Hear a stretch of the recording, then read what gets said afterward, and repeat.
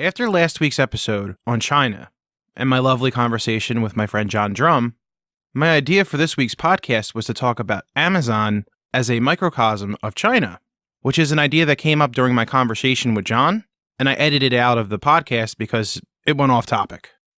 And then Spectre and Meltdown got dropped on my lap.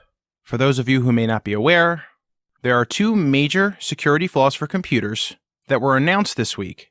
And because of the widespread impact that these two particular bugs have, I'm going to dedicate this week's episode to the topic. So this week, we're having a meltdown. I'm Joey Lombardi, and this is SourceCast episode 102.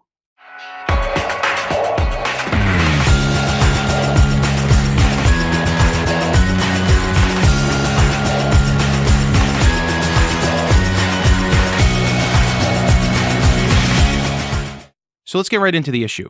What is Spectre and what is Meltdown? They're computer bugs. The unique thing that both bugs impact is data stored in working memory on shared servers and individual computing devices. So that means the cloud, that means your individual computers, that means your phones. That might even mean your smart refrigerator. Apple's support website actually has a pretty good description of what these bugs do. And I quote, "The Meltdown and Spectre issues take advantage of a modern CPU performance feature called speculative execution. Speculative execution improves speed by operating on multiple instructions at once, possibly on a different order than how they were entered into the CPU. To increase performance, the CPU predicts which path of a branch is most likely to be taken, and will speculatively continue to execute down that path even before the branch is completed. If the prediction is wrong, the speculative execution is rolled back in a way that is intended to be invisible to the software. Both the Meltdown and Spectre exploitation techniques abuse the speculative execution to access privileged memory, including that of the kernel, from a less privileged user process, such as a malicious app running on a device. CPU makers like Intel created this feature. This is a feature to allow CPUs to be more efficient and to act faster. Because of this ability to bypass security and inject malicious code into the root of the processor, a hacker could do malicious things at a level that was not previously thought accessible. And why is this bad? These vulnerabilities can allow hackers to get access to your data, whether it's on a cloud server or it's on your phone. But I suppose there is a saving grace. The hacker has to run the malicious software on the CPU, the central processing unit of the computer. So they have to be a little bit more sophisticated in how they are attacking the computers and systems. As I mentioned in the open, the reason why so many people are panicking is because this particular flaw impacts almost every device that has a CPU. Almost. Apparently AMD, their chips, apparently are not impacted by this problem. There's a couple of threads about this story that are also making people angry. First and foremost, this flaw was publicly identified by Google. They identified the bugs in June of 2017. Google didn't go public with this because they gave Intel and other chip manufacturers an opportunity to rectify the problem, and you don't want to send out a press release so all the hackers know that there's a vulnerability. I'm very quickly going to go through some of the technical details of the three bugs. Spectre actually has two known issues, publicly being called Variant 1 and Variant 2. Variant 1 of Spectre affects specific sequences within compiled applications, which must be addressed on a per-binary basis.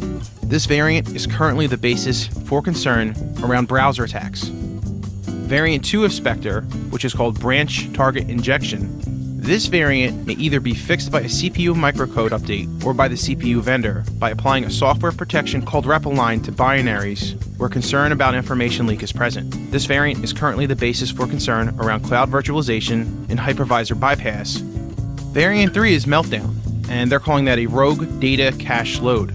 This variant is the basis behind the discussions around KPTI, or kernel page table isolation. When an attacker already has the ability to run code on the system, this will allow them to access memory which they typically would not have access to.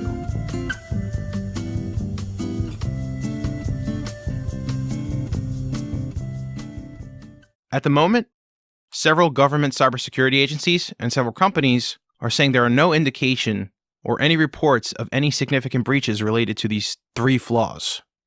By the time these flaws were made public, Intel released a press release on Thursday stating that it had already developed a patch and it was rapidly updating systems.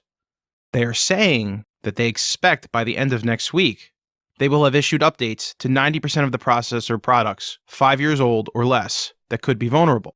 So heads up for anybody running an older machine, your processor isn't getting fixed. As you can imagine, cloud hosting companies like Google and Amazon are scrambling to get press releases out stating that there is no imminent threat to their customers. Honestly, it seems like Google is in a very good position since they knew about the bug since June, and they have actively been patching and working on correcting the issue. Amazon and Microsoft have publicly acknowledged the issue and said they are actively working on patching it and saying there is no imminent threat. Google knew about this issue in June. Potentially impacted customers found out 6 months later. Clearly, this isn't the first time a company has withheld potential security flaws. Allow me to remind you of the Equifax breach. But the problem is, if Google found out about this issue, there's a good chance that white hat or black hat hackers probably knew about it too, either through the Google discovery or through their own investigation. So is it ethical for a company to know about a potential security threat for 6 months and not tell their customers? Honestly, I could see both sides of the story. On the one hand, the CPU manufacturers have to have time to develop patches and fixes. If they publicly announce the issue immediately, that's more attention to the vulnerability and could lead to more security breaches. On the other hand, a company that deals heavily with maintaining and storing lots of data, they probably want to know these risks. And now here's a third issue. Think back to the beginning of the podcast when I started giving you technical details about why this threat happened. The reason why hackers could potentially access this data is because of a technique designed to make the processors faster. Patching these processors means that the CPUs are going to slow down. There will be performance degradation as a result of this fix. So for people who are hosting applications out on the cloud, there's going to be more CPU cycles to satisfy your customers and your batch jobs. There's a cost element to this. It could be minimal, but it's something that people need to be aware of, and I haven't seen that called out too much in the press. And on to the last issue, and potentially the most egregious. Intel has known about this issue for 6 months. During this time, Intel's chief executive officer, Brian Krzanich, netted nearly $25 million by selling Intel stock. In fact, he's only retaining 250,000 shares of Intel, which is the minimum required for his position. He sold those stock options in November and only issued the regulatory filing October 30th.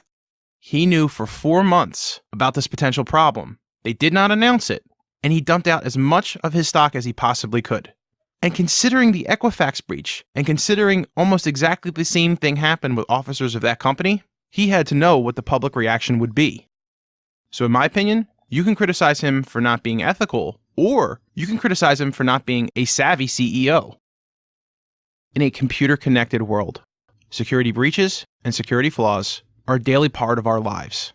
However, just because we are aware of these issues, and we understand that they are going to happen because of the nature of computing, it doesn't mean we have to be accepting that our data isn't secure. As consumers, as corporate purchasers, it is our right to demand mitigation of risk, better focus on security, and more transparent messaging around these security flaws, so companies and consumers have more time to better react to these issues. For my less technical listeners, I hope this episode wasn't too nerdy. I hope you got something out of it. And for my more technically savvy listeners who will most likely be driving into work on Monday and have to deal with some kind of communication or firestorm around this particular issue, I say good luck to you, and I hope that this podcast helped you better understand this particular problem. I hope your information's safe, and for those of you in the East Coast, I hope you're staying warm. And that's all we have for this week. You can find SourceCast on iTunes, Google Music, and all of your favorite podcasting applications. SourceCast is recorded in Bucolic, Mantua, New Jersey, and it's produced by my dad. The outro is performed by me, Ben Lombardi, and music is provided by Patrick Lee. Thanks for listening, and we'll be back next week.